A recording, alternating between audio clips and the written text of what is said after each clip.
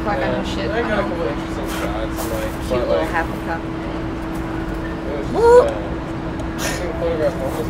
That's what we call effects.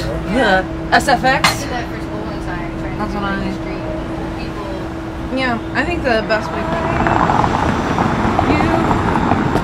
You are the story I should write.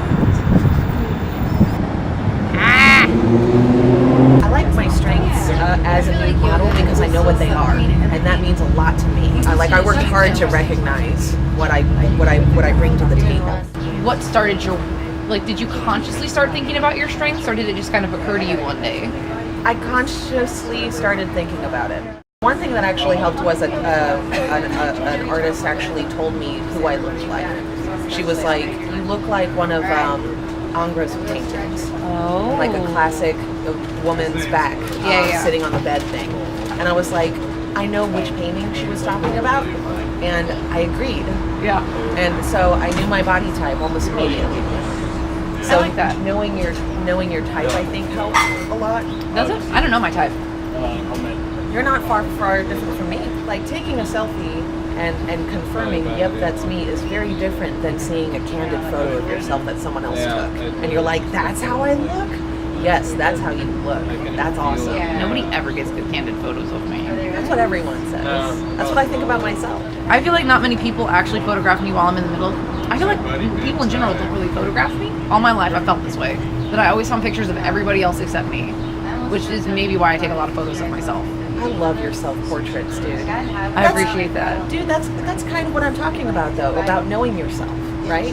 You're studying yourself in those pictures, and they turn out really great. And I'm not sure if that's because you know yourself or because you know cameras. I'm sure it's a combination of the two Well, of the them. idea But I that think it still applies. I think the idea behind my self-portraits is that I don't know myself. And the entire thing is to know myself. But no, that's interesting. But So- what you're talking about is I think awesomely is very pertinent to modeling, that knowing yourself or that self-exploration.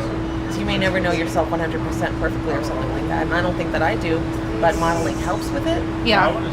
The more you do it, the better you understand yourself. It is, yeah, okay, so it's a pursuit of self-knowledge, and it's...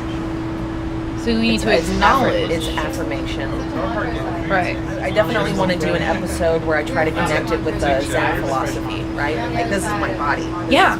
I'm constantly meditating. That's 100% what my modeling has been in my life, is like, I kind of notice the artists once we get going, but for the most part, I start focusing on like, this is what my body feels like when I'm holding this pose. Yeah.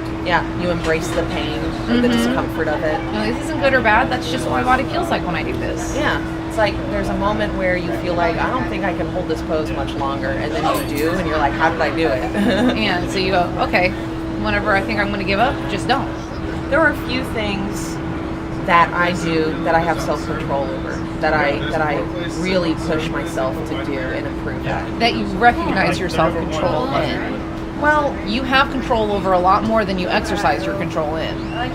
Exactly, that's the problem, right? Like if I worked as hard at keeping my apartment clean as I do at being a model, my apartment would be immaculate because I put everything I have into being a good model. But you can't put everything you have into everything you do. Why not? Not forever. No, that's true, but... You'll wear yourself down and you'll burn out. That's why. Yeah, that's... Not everything can be your top priority. It's impossible. Yeah.